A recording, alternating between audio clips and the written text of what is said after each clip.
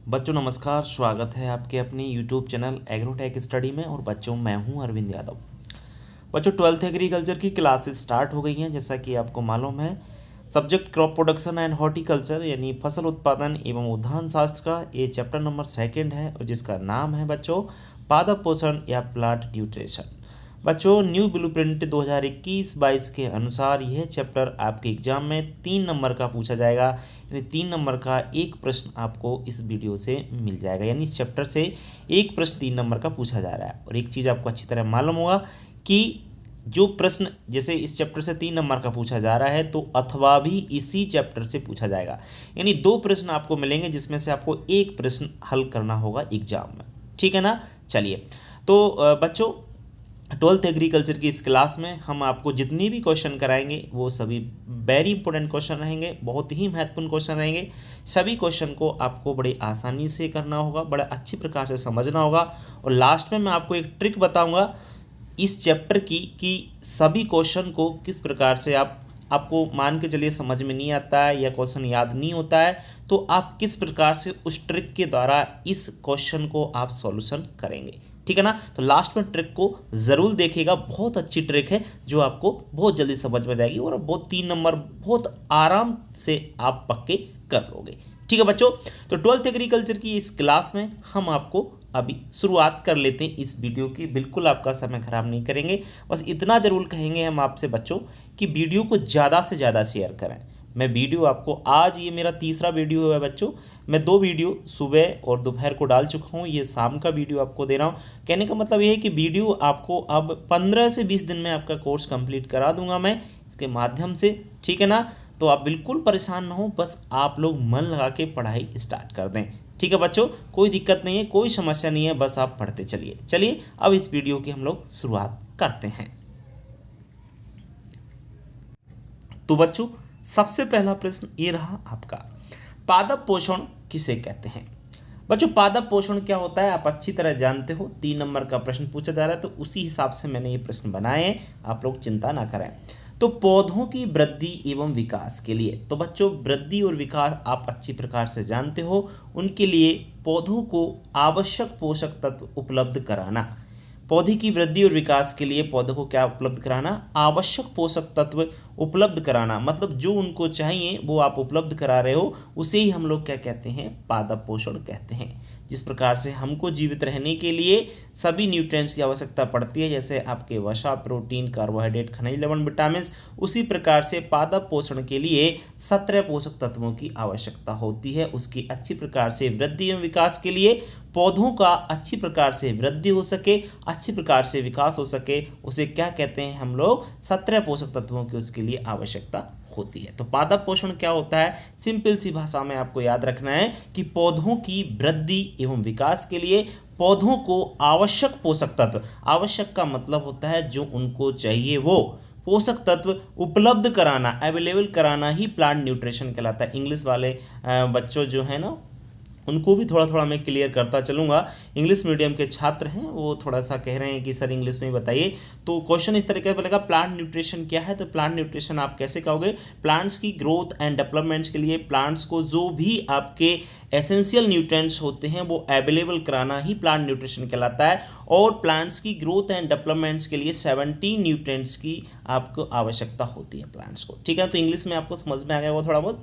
अब आगे हम बात करेंगे इसके वर्गीकरण की, क्लासिफिकेशन ऑफ न्यूट्रिएंट्स का हम लोग क्लासिफिकेशन करेंगे, पोषक तत्वों का वर्गीकरण। नेक्स्ट जो क्वेश्चन है आपका पोषक तत्वों का वर्गीकरण, इसको आप अच्छी प्रकार से समझिए बच्चों। पोषक तत्वों को यानी प्लांट न्यूट्रिएंट्स को 4 भागों में बांटा गया है। कितने पार्ट्स में डिवाइड किया गया है, 4 आपके पार्ट्स में डिवाइड किया गया है। 4 टाइप्स कौन से हैं, फर्स्ट है बच्चों आपका कौन सा, संरचनात्मक पोषक तत्व। कौन सा है आपका, संरचनात्मक पोषक तत्व। तो संरचनात्मक पोषक तत्व कौन से होते हैं, कार्बन, हाइड्रोजन और ऑक्सीजन, यानी इनको इंग्लिश में बोलते हैं स्ट्रक्चरल न्यूट्रिएंट्स। स्ट्रक्चरल न्यूट्रिएंट्स मतलब ऐसे न्यूट्रिएंट्स, ऐसे पोषक तत्व जो पौधे की पूरी संरचना बनाते हो। क्या बनाते हो, पूरी संरचना बनाते हैं, उसकी रचना करते हो पूरे पौधे की, वो आपकी संरचनात्मक पोषक तत्व कहलाते हैं। और होते कौन कौन से हैं वो आपको समझना है। एक है आपका कार्बन, दूसरा है हाइड्रोजन और तीसरा है ऑक्सीजन। तो कार्बन, हाइड्रोजन और ऑक्सीजन जो होती हैं पौधे का पूरा 90% भाग CHO का बना होता है। किसका बना होता है? 90% भाग CHO का, कार्बन हाइड्रोजन ऑक्सीजन का बना होता है। पूरा जो प्लांट्स होता है हमारा, कोई पेड़ है सपोज है, तो पूरा पेड़ आपका 90% कार्बन हाइड्रोजन ऑक्सीजन से मिलकर बना है। इसलिए इनको हम लोग संरचनात्मक पोषक तत्व या स्ट्रक्चरल न्यूट्रिएंट्स कहते हैं। सेकंड है आपका बच्चों प्राथमिक पोषक तत्व। प्राथमिक पोषक तत्व को हम मुख्य पोषक तत्व भी कहते हैं। इंग्लिश में इनको प्राइमरी न्यूट्रिएंट्स या मेन न्यूट्रिएंट्स बोला जाता है। बच्चों जो प्राइमरी पोषक तत्व होते हैं, प्राथमिक पोषक तत्व होते हैं, वो होते हैं नाइट्रोजन, फास्फोरस और पोटास। 3 होते हैं, नाइट्रोजन, फास्फोरस और पोटास। बच्चों क्या होते हैं प्राथमिक पोषक तत्व? तो आप इस प्रकार से, अगर एग्जाम में लिखने आता है तो आप इस प्रकार से लिख सकते हो कि वे पोषक तत्व जिनकी आवश्यकता पौधे के लिए अधिक मात्रा में होती हो। ठीक है ना? ऐसे पोषक तत्व जिनकी आवश्यकता प्लांट्स के लिए क्या हो? अधिक मात्रा में, है ना, मोर क्वांटिटी में क्या होता हो, आपको आवश्यकता होती हो प्लांट्स के लिए, तो उन्हें हम लोग क्या कहते हैं? प्राइमरी न्यूट्रिएंट्स कहते हैं।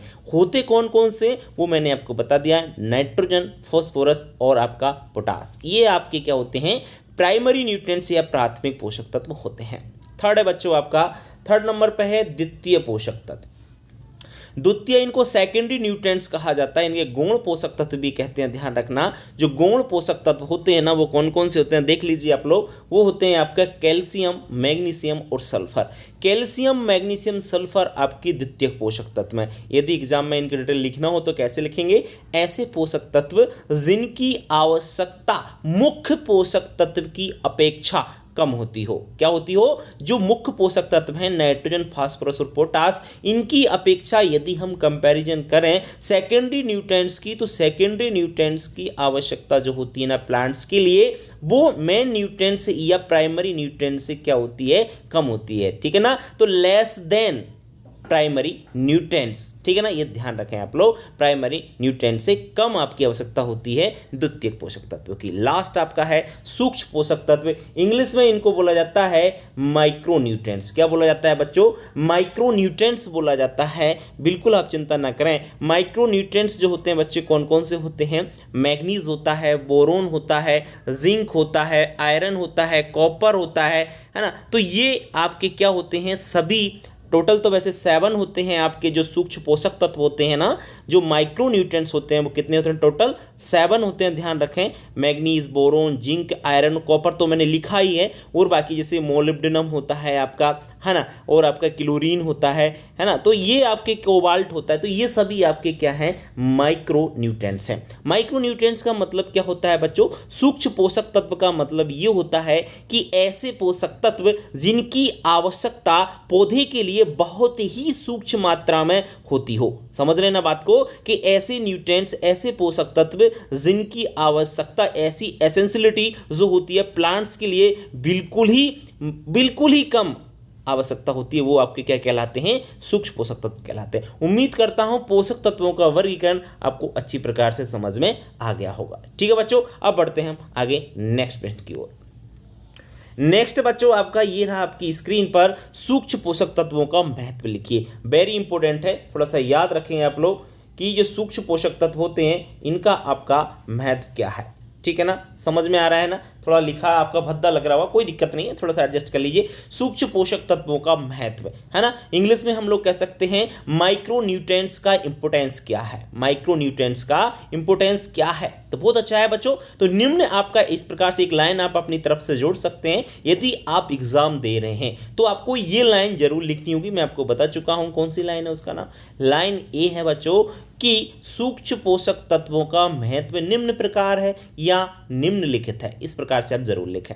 ठीक है ना? चलिए अब इसका हम महत्व जानते हैं बच्चों। नंबर 1, तो यह पौधों की वृद्धि एवं विकास में सहायक होते हैं। मतलब जितनी भी आपके जो सूक्ष्म पोषक तत्व होते हैं, जैसे हमने पढ़ा कौन कौन से होते हैं, जैसे हमने पढ़ा सूक्ष्म पोषक तत्व होते हैं, कॉपर होता है, मैग्नीज होता है, आयरन होता है, जिंक होता है। तो ये जो सभी आपके सूक्ष्म पोषक तत्व होते हैं, ये पौधों की वृद्धि एवं विकास में सहायक होते हैं। मतलब प्लांट्स की ग्रोथ एवं डेवलपमेंट में ये क्या करते हैं? हेल्प करते हैं। क्लियर। चलिए सेकंड है, ये फसलों के उत्पादन को बढ़ाते हैं। क्या करते हैं आपके सूक्ष्म पोषक तत्व का दूसरा महत्व ये है कि सूक्ष्म पोषक तत्व फसलों के उत्पादन को बढ़ाते हैं। सही बात है भैया, जब वृद्धि विकास अच्छी प्रकार से होगा तो फसलों का उत्पादन तो बढ़ेगा, कोई दिक्कत ही नहीं है। मतलब इंग्लिश की बात करें तो ये क्रॉप्स के प्रोडक्शन को इंक्रीज करते हैं। सूक्ष्म पोषक तत्व का सेकंड इंपॉर्टेंस ये है कि ये प्लांट्स के या क्रॉप्स के प्रोडक्शन को इंक्रीज करते हैं। क्लियर। थर्ड नंबर क्या है बच्चों, तीसरा आपका है कि ये दलहनी फसलों में नाइट्रोजन स्थिरीकरण करते हैं। यानी जो आपके सूक्ष्म पोषक तत्व होते हैं, माइक्रो न्यूट्रिएंट्स होते हैं, ये क्या करते हैं, ये आपकी फसलों में, मतलब दलहनी फसलें, और दलहनी फसलें कौन कौन सी होती हैं आपको अच्छी तरह मालूम होगा। लेग्यूम्स क्रॉप्स आपकी जैसे चना है, मटर है, मूंग है, उड़द है, सोयाबीन है, ये सभी अरहर है, तुअर है ना, ये सभी फसलें क्या हैं आपकी, सभी फसलें दलहनी फसलें हैं। और आपको पता है कि इनकी जड़ों में क्या होता है, इनकी जड़ों में आपका बैक्टीरिया पाया जाता है, जीवाणु पाया जाता है। कौन सा जीवाणु पाया जाता है, तो आपको पता ही है, राइजोबियम जीवाणु पाया जाता है। अच्छा, तो राइजोबियम जीवाणु क्या करता है, ये राइजोबियम बैक्टीरिया वायुमंडल से नाइट्रोजन का फिक्सेशन करता है, नाइट्रोजन का स्थिरीकरण करता है। अच्छा, तो बहुत अच्छी बात है। जी हाँ, तो वही बात मैं आपको बता रहा हूं कि दलहनी फसलों में जो नाइट्रोजन स्थिरीकरण होता है या नाइट्रोजन का फिक्सेशन होता है, तो उस फिक्सेशन में ये हेल्प करते हैं। कौन, सूक्ष्म पोषक तत्व, ठीक है ना, माइक्रो न्यूट्रिएंट्स नाइट्रोजन फिक्सेशन में हेल्प करते हैं, सहायता करते हैं। ठीक है।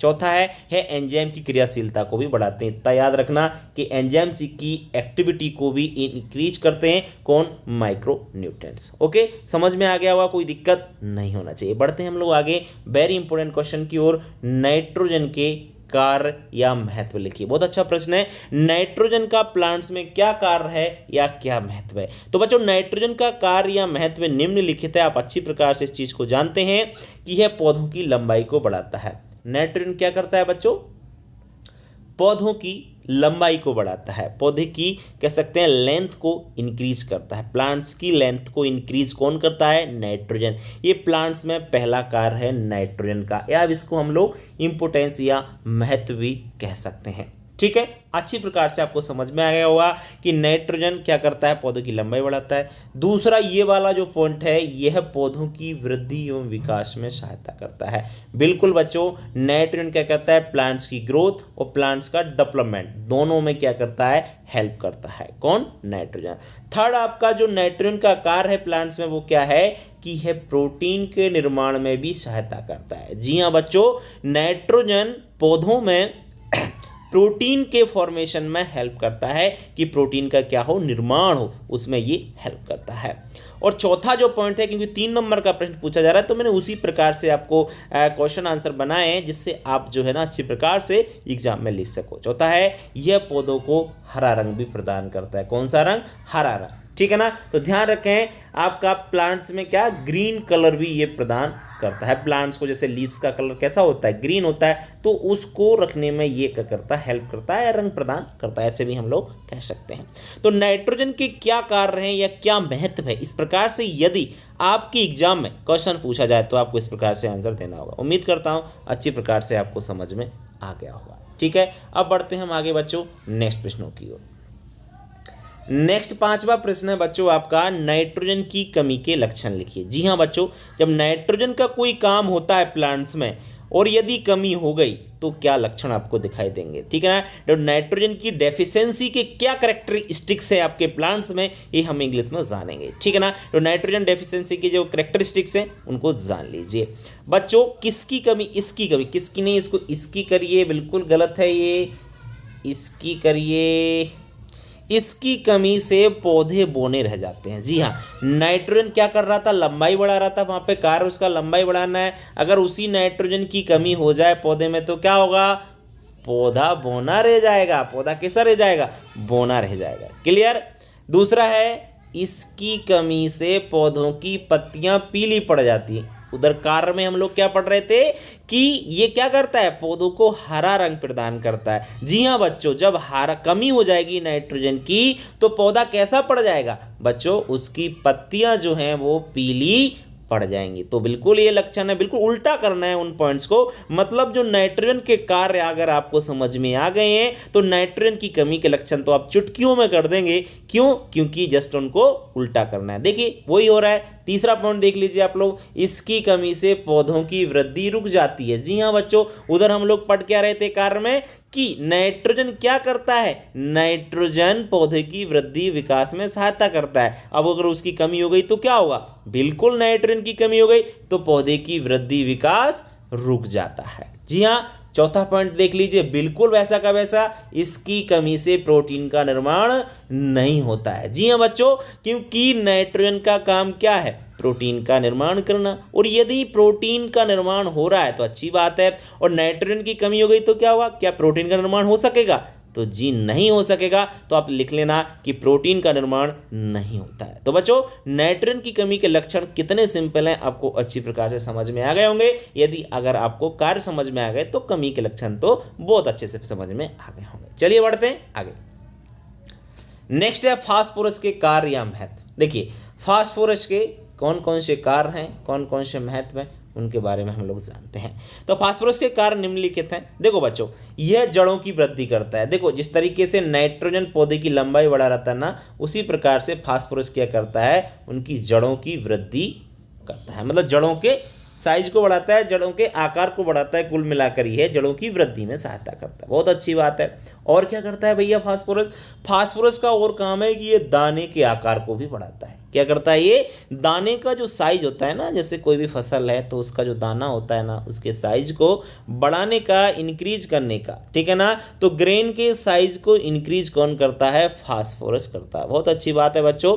तीसरा पॉइंट है, तीसरा पॉइंट कहता है कि ये दलहनी फसलों में नाइट्रोजन स्थिरीकरण को भी बढ़ाता है। जी हाँ बच्चों, आपका जो फास्फोरस होता है ये क्या करता है? जो लेग्यूम्स क्रॉप्स होती हैं उनमें नाइट्रोजन फिक्सेशन को भी इंक्रीज करता है। ठीक है ना। तो ध्यान रखना, जैसे दलहनी फसल के बारे में मैंने आपको बता ही दिया है ना। तो अब आप कहोगे सर सूक्ष्म पोषक तत्व भी तो यही कर रहे थे। जी हाँ बच्चों, क्योंकि सूक्ष्म पोषक तत्व का तो काम है ही, बाकी फास्फोरस भी इसमें हेल्प करता है कि अच्छी प्रकार से नाइट्रोजन का जो स्थिरीकरण है भूमि में ज़्यादा से ज़्यादा हो सके। और करता कौन है? राइजोबियम जीवाणु करता है। सबको पता है इसकी जड़ों में जो है ना गांठें पाई जाती है, उन गांठों में राइजोबियम जीवाणु पाया जाता है जो कि वायुमंडल से नाइट्रोजन स्थिरीकरण करता है। बहुत अच्छी बात है। मतलब हमारे वायुमंडल में जो नाइट्रोजन होती है, सबको पता है कि 78% नाइट्रोजन पाई जाती है। कितनी पाई जाती है? 78%। ठीक है ना। चलिए, तभी तो आपको पता है डीएपी देते हैं हम लोग इसमें। आपका जैसे डीएपी का प्रयोग किसमें करते हैं? जैसे चना है, मसूर है, इन फसलों में हम लोग को क्या करना चाहिए? डीएपी का प्रयोग करना चाहिए। अच्छा, डीएपी का क्यों करना चाहिए? क्योंकि इसमें 20% तो लगभग 18% फास्फोरस, नहीं सॉरी 46% फास्फोरस और 18% नाइट्रोजन, क्योंकि नाइट्रोजन की कम आवश्यकता पड़ती है दलहनी फसलों के लिए। क्यों? क्योंकि वो नाइट्रोजन वायुमंडल से फिक्सेशन कर लेती हैं। इसलिए हम लोग दलहनी फसलों में नाइट्रोजन की मात्रा कम देते हैं और फास्फोरस की मात्रा ज़्यादा देते हैं। अच्छा, फास्फोरस की मात्रा ज़्यादा क्यों देते हैं? फास्फोरस की मात्रा इसलिए ज़्यादा देते हैं बच्चों, क्योंकि ये क्या कर रहा है? देखो यहाँ पे आपने पढ़ा पहला पॉइंट कि फास्फोरस जड़ों की वृद्धि में सहायक होता है। क्योंकि जितनी अधिक बड़ी जड़ होंगी ना, जड़ जितनी ज़्यादा ग्रोथ करेगी उतनी ज़्यादा उसमें ग्रंथियाँ होंगी, नोड्स होंगी, और जितनी अधिक नोड्स होंगी उतनी ज़्यादा बैक्टीरिया होगा और उतनी ज़्यादा आपका नाइट्रोजन का फिक्सेशन होगा और फसलों का उत्पादन बढ़ेगा।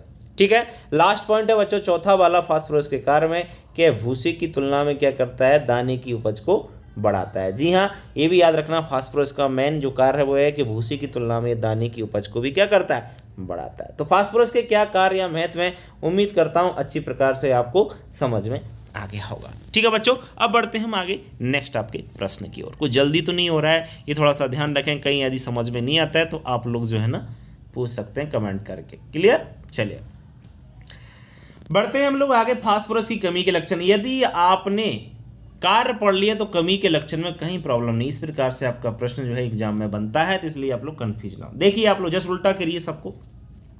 इसकी कमी से पौधों की वृद्धि रुक जाती है, क्योंकि फास्फोरस में क्या कर रहा था? वो आपका ग्रोथ कर रहा था। फास्फोरस का काम क्या था? पौधे की वृद्धि विकास में सहायता कर रहा था। यदि फास्फोरस की कमी हो गई तो क्या हुआ? पौधे की वृद्धि रुक जाएगी। सही बात है। दूसरा, इसकी कमी से दाने का आकार छोटा रह जाता है, क्योंकि कार्य क्या था? आपने पढ़ा था कि फास्फोरस क्या करता है, दाने के आकार को बढ़ाता है, उसके साइज को क्या करता है, इंक्रीज करता है। यदि फास्फोरस की ही आपकी डेफिशिएंसी हो गई तो क्या होगा, दाने का जो साइज है, ग्रेन का जो साइज है वो क्या होगा, छोटा रह जाएगा। बहुत अच्छी बात है। तीसरा पॉइंट है बच्चों, इसकी कमी से दलहनी फसलों में नाइट्रोजन स्थिरीकरण कम हो जाता है। बिल्कुल बच्चों, क्या होता है, फास्फोरस की यदि कमी हो गई ना प्लांट्स में या भूमि में, तो दलहनी फसलों में जो आपकी लेग्यूम्स क्रॉप्स हैं, पल्सेस क्रॉप्स हैं कह सकते हैं उनको, उनमें नाइट्रोजन का जो फिक्सेशन है वो क्या हो जाएगा, कम हो जाएगा। बिल्कुल कम हो जाएगा। क्यों? क्योंकि फास्फोरस क्या करता है, फास्फोरस तो नाइट्रोजन स्थिरीकरण में सहायता करता है, हेल्प करता है। जब उसी की कमी हो गई तो स्थिरीकरण कम होगा कि नहीं होगा, बिल्कुल होगा। बहुत अच्छी बात है। चौथा पॉइंट है बच्चों, इसकी कमी से पौधों की पत्तियां बैगनी हो जाती हैं। ये भी ध्यान रखना, इंपॉर्टेंट पॉइंट है कि फास्फोरस की यदि प्लांट्स में कमी हो गई तो क्या होगा, प्लांट्स की जो पत्तियां हैं, जो लीव्स हैं, वो कैसे कलर की बन जाएंगी, पर्पल कलर की उसकी जो है लीव्स हो जाएंगी। क्लियर? तो फास्फोरस की कमी के लक्षण में तो मुझे नहीं लगता कहीं प्रॉब्लम होगा। किसी भी कमी के लक्षण आ जाए, फास्फोरस, नाइट्रोजन, आगे पोटास आएगा, कैल्शियम, मैग्नीशियम, सल्फर, तो उनके कमी के लक्षण में मुझे नहीं लगता कहीं आपको प्रॉब्लम आने वाला है। क्यों? यदि आपको उनके कार्य या महत्व याद हैं तो जस्ट उनको उल्टा कर दीजिए, बस। क्लियर? इतना सा आपको काम करना। अगर इतना सा भी नहीं कर सको तो भाई फिर देख लेना आप अपने हिसाब से। इतना तो भाई आपको करना पड़ेगा, थोड़ी सी मेहनत तो आपको करनी पड़ेगी। ठीक है, चलिए आ जाते हैं पोटास पर।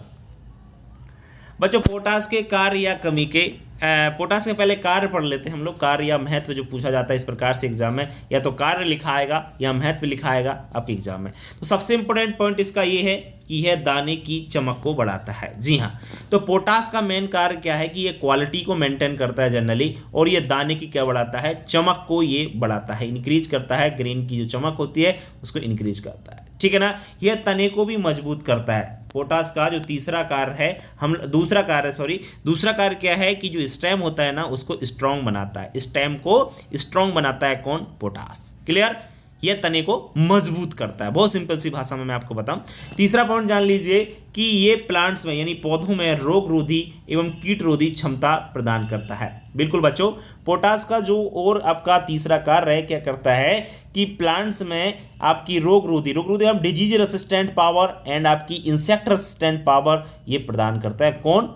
पोटास। बहुत अच्छा काम है कि रोग रोधी और कीट रोधी क्षमता प्रदान करता है पोटास, जिससे हमारी फसलों में रोग एवं कीट कम लगते हैं, अगर पोटास की मात्रा अच्छी मात्रा में है तो पौधे में तो। क्लियर? चलिए, चौथा पॉइंट है प्रोटीन निर्माण में भी सहायक होता है। जिस प्रकार से आपका नाइट्रोजन भी प्रोटीन निर्माण में सहायता करता है और पोटास भी आपका क्या करता है, ये आपका प्रोटीन निर्माण में सहायता करता है। क्लियर? चलिए, तो पोटास की क्या कार्य या महत्व में उम्मीद करता हूं अच्छी प्रकार से समझ में आ गए। अब इसके वैसे कमी के लक्षण बताने की जरूरत नहीं है, क्योंकि कमी के लक्षण यदि आपसे पूछे जाएं तो आप जिसको क्या कर सकते हैं, जस्ट उल्टा कर सकते हैं। फिर भी आप लोग देख लीजिए कि पोटास की कमी के लक्षण होते क्या हैं। फिर भी वैसे बताना नहीं चाहिए, पर मैं जल्दी जल्दी आपको बता देता हूं क्योंकि समय फालतू खराब ना हो आपका भी और वीडियो ज़्यादा लंबा ना जाए, इसलिए, है ना।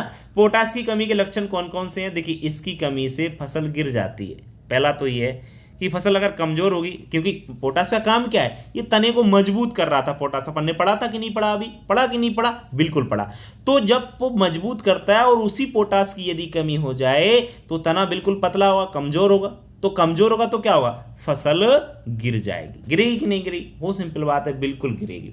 दूसरा पॉइंट है, इसकी कमी से पौधों का तना कमजोर है। वही बात है, दूसरी बात भी घुमा दी उन्होंने वहीं के वहीं कि इसकी कमी से पौधों का क्या होता है, स्टेम कमजोर हो जाता है। दूसरी बात ये भी सही बात है। तीसरा है बच्चों, इसकी कमी से पौधों में रोग एवं कीट अधिक लगते हैं। देखिए क्या कर रहा था, पोटास रोग रोधी एवं कीट रोधी क्षमता प्रदान कर रहा था। यदि उसी पोटास की कमी हुई तो क्या हुआ, पौधों में रोग एवं कीट अधिक लगने लग जाएंगे अगर पोटास की कमी हुई तो। बहुत अच्छी बात है।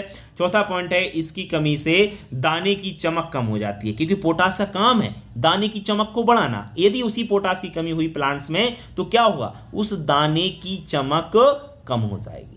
ठीक है ना। तो बच्चों, आपको पोटास की कौन कौन सी कमी डेफिशिएंसी के जो कैरेक्टरिस्टिक्स हैं आपको अच्छी प्रकार से समझ में आ गए। इंग्लिश वाले थोड़ा सा एक बार ध्यान दे लें कि इसकी कमी से मतलब पोटास की डेफिशिएंसी से जो क्रॉप्स होती है वो उसमें लॉजिंग हो जाती है। इसकी कमी से मतलब पोटास की डेफिशिएंसी के प्लांट्स का जो स्टेम होता है वो बिल्कुल भी आपका कमजोर हो जाता है ना। और आपका पोटास की डेफिशिएंसी के कारण आपकी जो कीट मतलब इंसेक्ट और डिजीज हैं वो ज़्यादा लगने लग जाते हैं, है ना। और इसकी कमी से जो आपका ग्रेन होता है उसमें जो चमक होती है वो क्या हो जाती है, कम हो जाती है। तो पोटास की कमी के लक्षण है, ये भी आपको अच्छी प्रकार से समझ में आ गए। चलिए बढ़ते बढ़ते हैं आगे आपके कैल्शियम के कार्य या महत्व की ओर।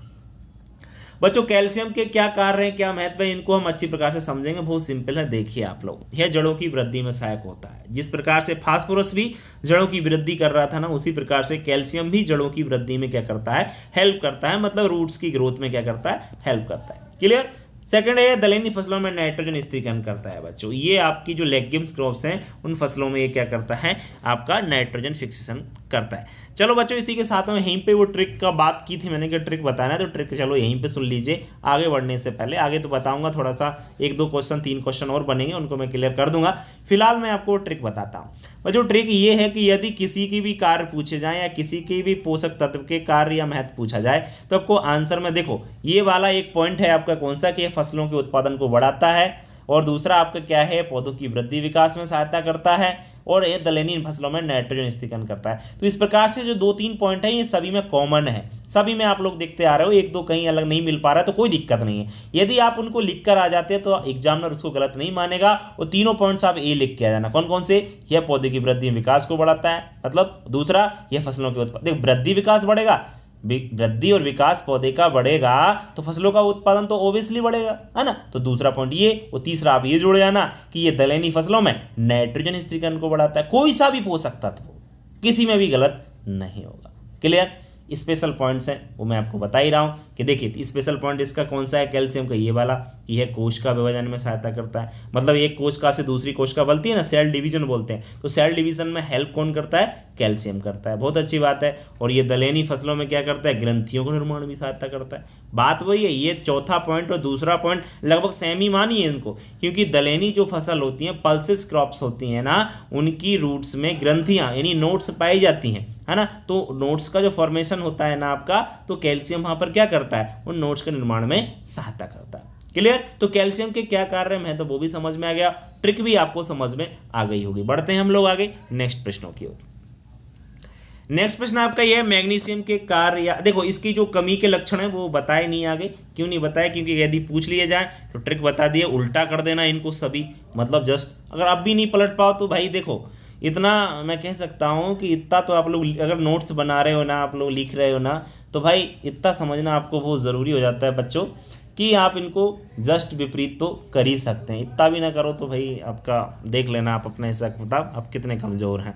ठीक है, चलो कोई बात नहीं, बढ़ते हैं हम लोग आगे मैग्नीशियम के कार्य या महत्व के ओर। तो मैग्नीशियम के कार्य या महत्व क्या है कि यह क्लोरोफिल के निर्माण में सहायता करता है। तो पहले हमको ये जानना पड़ेगा कि क्लोरोफिल होता क्या है।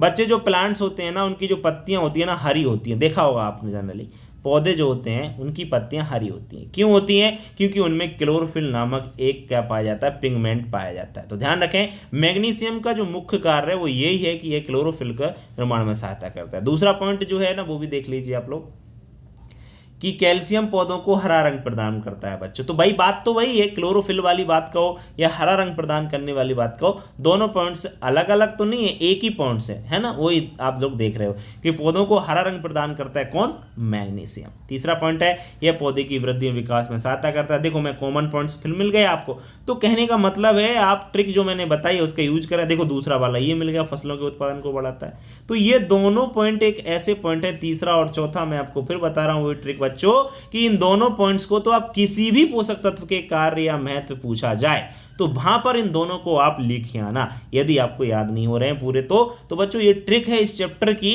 कि 3 नंबर का तो आपका पूछे जाना है ना इस चैप्टर से, और 3 पॉइंट आपको लिखने हैं वहां पे, क्योंकि कोई 3 कार्य या महत्व लिखना है। अगर मान के चलो सर कमी के लक्षण पूछ रहे तो क्या करेंगे, तो जस्ट इनको उल्टा कर देना बस। कैसे, जैसे सपोज दैट नाइट्रोजन की कमी के लक्षण पूछ लिए तो आप कैसे लिखोगे, इन्हीं पॉइंट को उल्टा कर दो। कैसे कि यह पौधे की वृद्धि विकास रुक जाती है इसकी कमी से फसलों का उत्पादन घट जाता है। इस प्रकार से आप इनको उल्टा कर दीजिए, काम हो जाएगा आपका, है ना।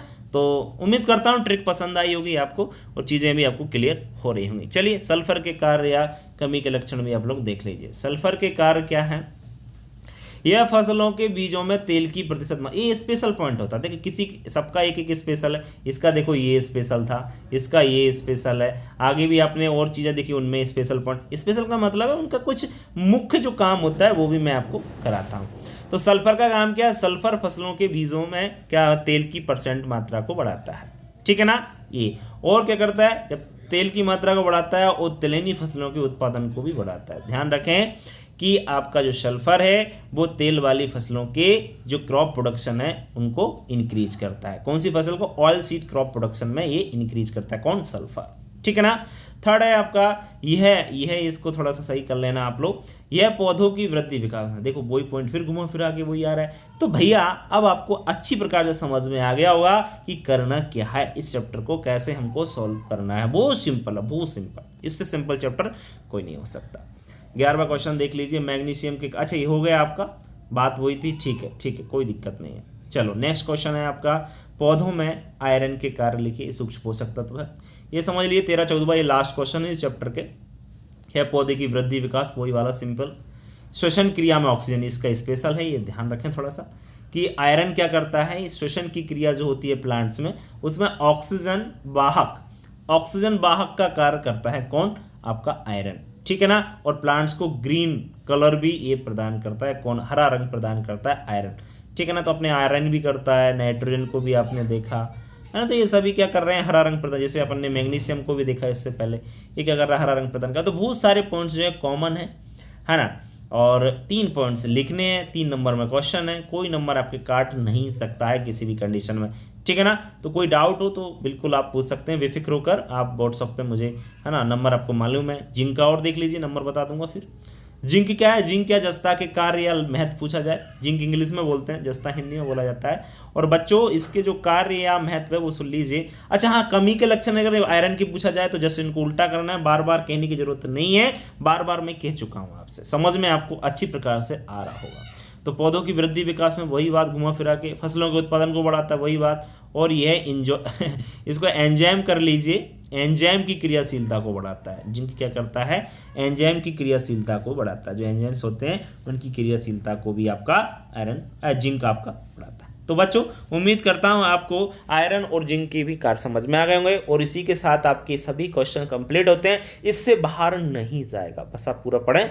और दूसरी बात ये कहना चाहूँगा कि ये ट्रिक समझ में आ गई हो तो कोई दिक्कत है ही नहीं है। वैसे पूरा चैप्टर आप लोग नोट कर सकते हैं, अपनी बुक लिख सकते हैं, आपकी जो नोटबुक है उसमें लिख लें और नोट्स बनाएं। मैं तो ये कहूँगा नोट्स सभी छात्र बनाएं और अच्छी प्रकार से। अपने नोट से बेहतर कुछ नहीं हो सकता है बच्चों एग्जाम के समय पढ़ने के लिए। बुक्स बहुत लेहंदी पढ़ती हैं और जो भी चीज़ें होती हैं वो लेहंदी पढ़ती हैं ना, लेकिन नोट्स जो खुद के बने होते हैं, खुद के हाथ से लिखे होते हैं ना, वो हैंड नोट्स बहुत ही बेहतर होते हैं आपकी एग्जाम में, जो आप एग्जाम के समय जब पढ़ाई करते हैं तब के लिए। ठीक है ना। तो कोशिश करें कि नोट्स आप ज़्यादा से ज़्यादा बनाएं, सभी छात्र बनाएं और शेयर करें वीडियो को ज़्यादा से ज़्यादा, जिससे सबके पास ये वीडियो पहुँच सके। और सभी छात्रों का मैं तो ये चाहूँगा कि भला हो सके, है ना। जो छात्र नहीं पढ़ पाए, हज़ार तो नहीं कहूँगा, 100-200 फ़ोन आ गए होंगे मुझे 1 महीने के अंतर्गत कि सर आपने 12th के जो है वीडियो बनाना क्यों बंद कर दिए हैं, क्यों बंद। तो ये समस्या की वजह से मैं जो है वीडियो नहीं बना पा रहा था, तो उसके लिए मैं आपसे बार बार माफ़ी चाहूँगा। आप परेशान ना हो और आगे मैं आपके लिए पूरी तरह से वीडियो बनाऊँगा। ठीक है ना। और बस पढ़ते रहें, कहीं भी समस्या आती है मैं कोशिश करूँगा कि आपको सरल से सरल भाषा में पढ़ा सकूँ।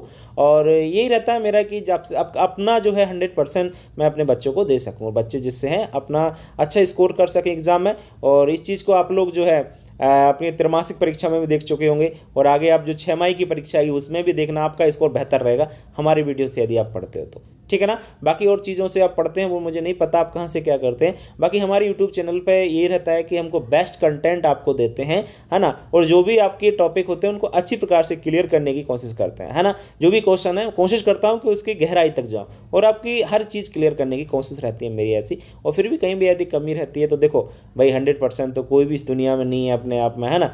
तो नॉलेज है जितना मैं कोशिश करता हूँ कि आपको दे सकूँ, और ऐसी मेरी हमेशा कोशिश रहेगी। बस आप जो है मेहनत करते रहें, पढ़ते रहें, अपना नाम रोशन करें, अपने माता पिता का नाम रोशन करें, अपने क्षेत्र का नाम रोशन करें, और ऊपर आप अच्छी % बनाएं।